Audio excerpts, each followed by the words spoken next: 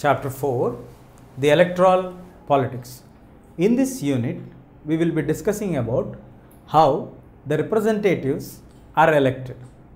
When it comes to elections or elected or representatives, we get into our mind the word of democracy.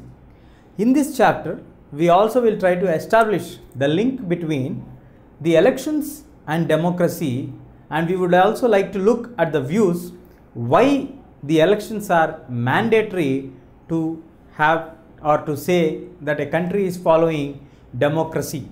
And we also would like to discuss the other side of the coin, that is every country which conducts elections is truly a democratic country? So what are the conditions that are to be fulfilled to say that the country which conducts elections is democratic? And how can we say that there is a true democracy? Though some countries conduct elections regularly, but they are not termed as democratic countries. In this unit, we shall find out the reasons why those countries are not called as democratic countries and what are the criteria to say that this country is following democratic system. So let us throw light on an incident which happened in our country in one of the states, and then we shall focus on what is the need of elections. Now, why elections? We shall now focus our attention towards why elections.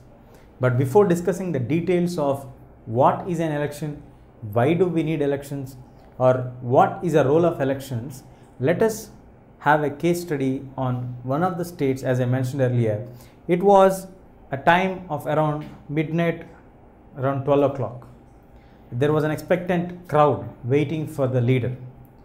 The organizers of the meeting are assuring the people that the leader may arrive at any point of time. It was around 12:30. After quite some time, the leader arrived. He was expected to address the gathering. He was none other than the opposition leader of the Haryana at that point of time. We are discussing about the incident which happened in 1982.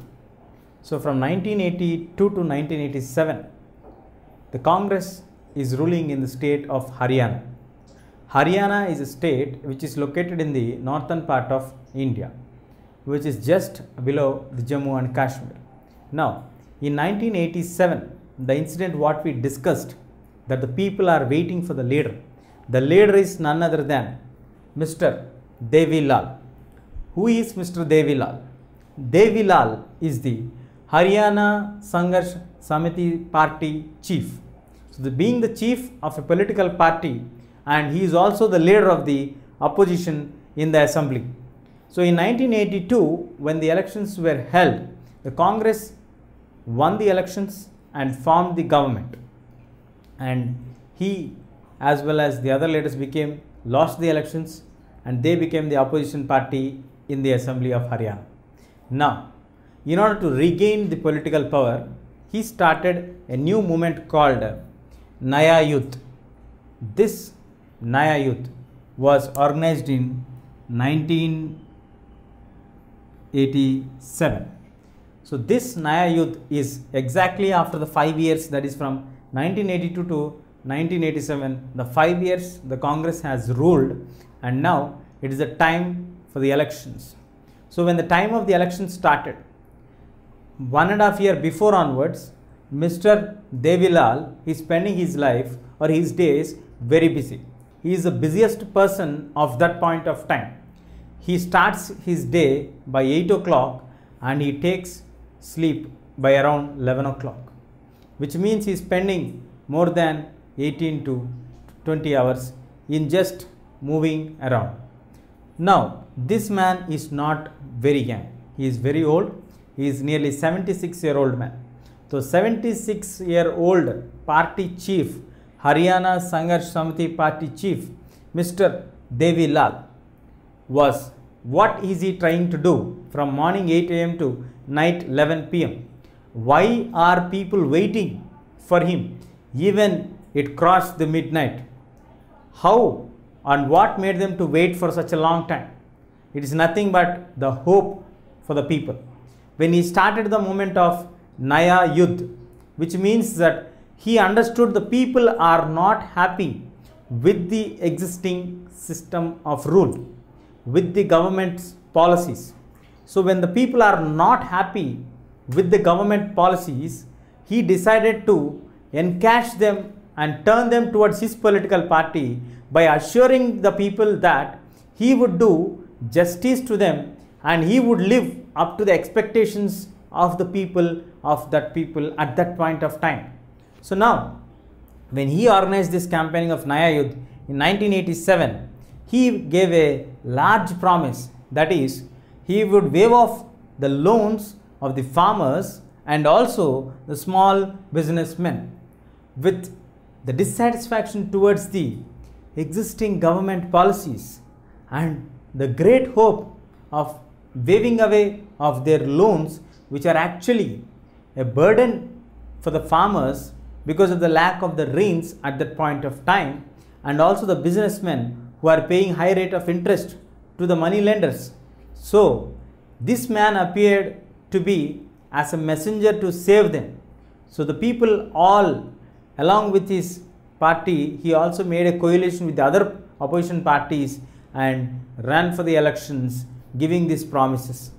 So people are very well attracted to this election, these campaigns of his manifestos or his promises, what he made at that point of time, and people gave him a overwhelming response by voting in favor towards him.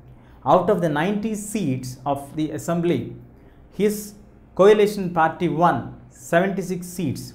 The only Haryana Sangharsh Samiti party has won 60 seats, which means it shows it has appeared more than 50% of the seats. The minimum requirement in the assembly to form a government is 50% and above seats are required. For example, in the case of Haryana, there are 90 seats in the assembly. So in order to form a government, we need 45 plus 1, that is 46 seats. That is 90 made by half, that is 90 by 2 is equal to 45, and then one vote is compulsory to prove your majority in the house. So 45 plus 1, 46 seats are must and mandatory to form a government in the Haryana assembly. So 50% plus 1 extra, which means that the Haryana party, Haryana Sangharsh Samiti party, has won 60 seats of its own, and it is able to rule happily for the next 4 years.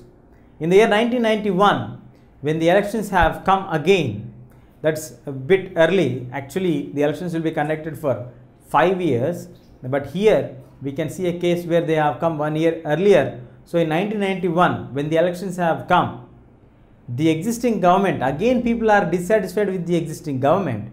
So they did not vote in the favor of the Haryana Sangharsh Samiti party or Mr. Devilal. This time, Mr. Devilal lost the elections, and the opposition of that time, that is the Congress party, has won the elections. And in 1991, the Congress has formed the government again after 1982. This is how the elections happen. The elections bring change of policies, because when the elections happen, the governments change sometimes. When the governments change, the policies of the parties which are coming in to form the government also change their policies. So through elections, the policies get changed. So now let us discuss about why do we need elections. If you like this video, please give a thumbs up. Please subscribe to our channel to get more videos on CBSE syllabus.